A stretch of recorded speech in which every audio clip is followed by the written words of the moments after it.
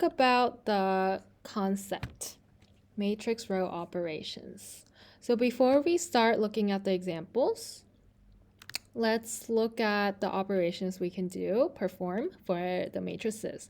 So the row operations can be applied to a matrix to create equivalent matrix. There are three basic row operations. First, switching rows. You can switch them with another row. So you can switch one row with another row as long as you keep the rows the same. And then you can multiply or divide elements of a row by a non-zero constant. And then you can add or subtract the elements of a row or subtract them from elements of another row. It will give you a new row, which you can use to replace one of the two rows you just combined. So for example, if you subtract the second row from the first row, so A minus D, B minus E, C minus F. So this is a process of elimination method where you combine or add equations as a whole to eliminate variables, right? So you can add or subtract the entire equations to each other. But all of these operations must be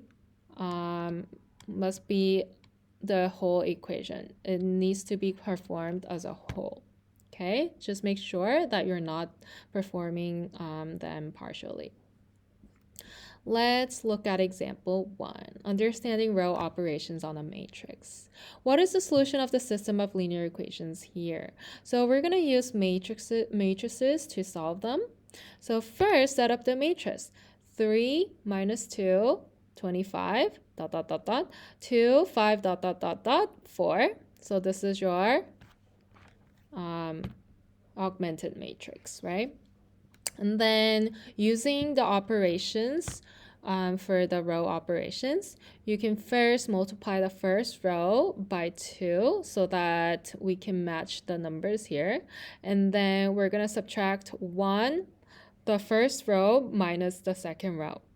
So that's elimination method if you had the systems of equations, right? And then the first row is replaced by 0, negative 19, and 38. And then you can divide the second row by 3 as a whole. And then you can divide the first row by negative 19. And then you multiply row 1 by negative 5. So why are we doing this? Where are we getting? At the end, we eventually want to get something like 1, 0, something. And then 0, 0, 1, something. Or you can get 0, 1, something, and 1, 0, something. Why do we want this? Because this means we have x is equal to a constant. Y is equal to a constant. We want 1 x or 1 y. So our goal is to get 1 in one variable and 0 in the other variables in one row. Okay? And as a matrix, we want different ones for each variable. Okay, ones for each variable. So the goal is to make 1, 0, 7, 0, 1, negative 2 at the end. So the goal is making this 1, 0, and 0, 1.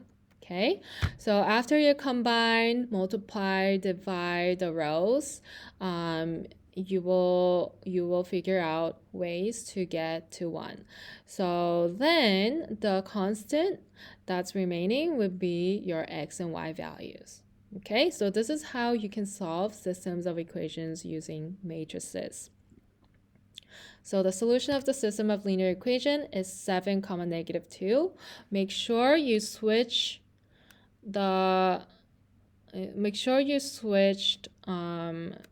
these rows so that you have 1, 0, 7 and then 0, 1, negative 2. Otherwise, you'll probably make a mistake of saying, oh, x should be negative 2, y should be 7. Okay, so the order must be according to according to your variable. So the first column is x, second column is y, and your third column would be constant. So finally, you put your solution as a coordinate point. So let's try question number 1. What is the solution of each system of linear equations? See if you can put them in matrices and solve them. Come back when you're ready for an answer.